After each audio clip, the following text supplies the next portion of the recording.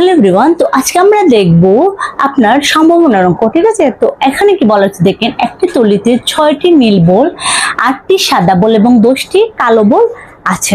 ধরুন একটা থলি,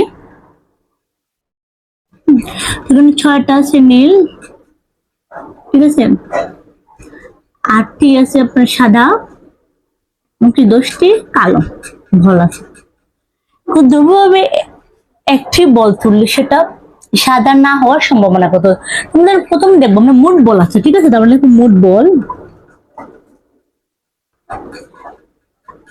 6+8+10 কত হবে?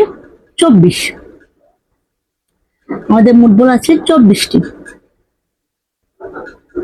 আমাদের মোট বল 24টি। এখন দেখবো আমরা নীল এবং কালো বল কতটি আছে। তো নীল এবং কালো বল আছে ছিল 16টি, ঠিক আছে। তো লিখবো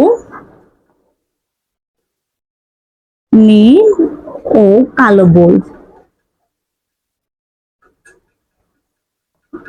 6 সমান। এখন দ্রুতভাবে একটি বল তুলি সেটা সাদা না হওয়ার সম্ভাবনা। তো এখানে টোটাল বল আছে 24টি, তার মধ্যে নীল এবং কালো বল আছে কি আপনার 16টি। তাহলে আমাদের সাদা না হওয়ার সম্ভাবনা,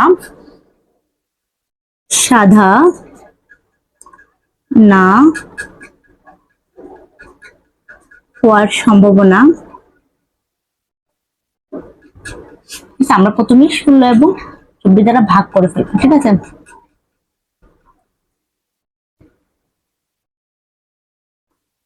কি হবে? আমাদের উত্তর হবে কি 3/2। এটা কিন্তু আপনার 37তম BCS এর পিলিতে আসছিল।